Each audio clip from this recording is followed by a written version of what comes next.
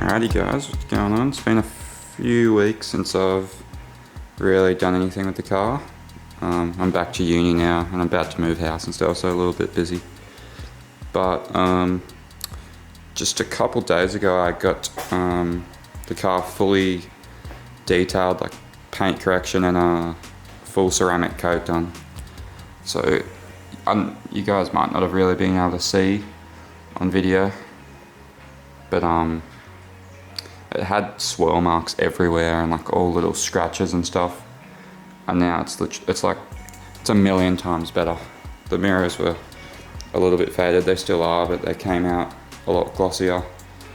And like I've driven the car in the rain and the water just slides straight off. It's pretty crazy. It's interesting to see how dirty the car gets with the ceramic coat and like how easy it is to clean and stuff. But yeah, for today, this is what we will be putting on. So still, I'll pop the bonnet in a second. It's still got the stock Airbox. So this, I'm just doing it purely for sound. Hopefully get some cool turbo noises. And it's got as, I'll pop the bonnet and show you guys. So it's got a Z32 airflow meter, this thing here. So I had to buy this. It's like a 3D printed adapter plate for a 3-inch pod. So that goes onto there, bolts where the airbox is, and then you can put your pod filter onto this. So I think I'm going to have to go to the shops quickly to buy a clamp, like to put the pod onto this, and want to try and sort of get a little bracket or something so that the pod's not just like loose. We just went and grabbed the parts we needed. Show you a quick before sound test with the stock Airbox.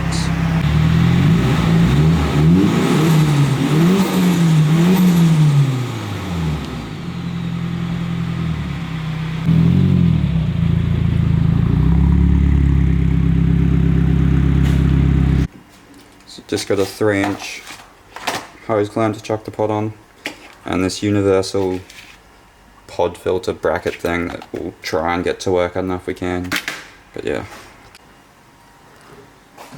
So this, like as you just heard, this actually sounds alright for a stock Airbox. Like it's got an aftermarket turbo, but I'm pretty sure, you can kind of see, I'm pretty sure like the whole bottom of this Airbox has been cut open. So I'm pretty like, just for airflow and mostly sound, I'm guessing. So we'll have a look when I pull it out. I just took the top half of the filter off and took the filter out, and yeah, you can see the whole bottom of this has been like cut open, so that's where all the air is coming through to the filter. Because OEM, I'm pretty sure, had a little pipe that went to the front somewhere to get some air. So this is definitely louder than what a stock Airbox would have been. But yeah, hopefully the new pod makes a big difference. So this adapter just bolts right up on there, and we're gonna bolt this up behind so that it makes it legal, because you can't have an unsecured pod in Queensland, but at least we can have a pod. Alrighty, so just the adapter plate is mounted up. You can see this, it's just mounted to where the stock Airbox was, and in front here shouldn't affect the pod. We'll see when we put it on there, but it's not tightened up all the way at the bottom yet because I want to get the pod on, but that will stop the defect. Alright, we're doing a bit of a dodgy, but I don't think it's too bad. The filter, the inside of the filter's like a hard plastic, so it's hard to squash it smaller. And this adapter is like, I'd say it's a few mil smaller, so we can't really get a good seal. So we've put a few mil of electrical tape right around it. So I don't, like, as long as it's tight, I really don't think this is dodgy, and it's just going to give a good seal. So yeah, Yeah, no, yeah, not the prettiest, but it do be on. All goods. You can buy red filters for these, so I'll probably do that soon. But yeah, test time, I think.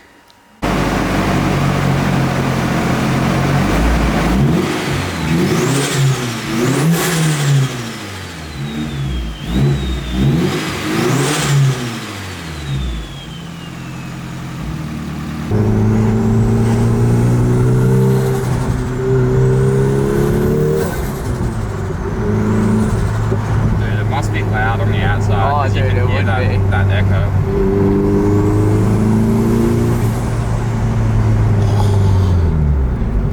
Does sound good, eh?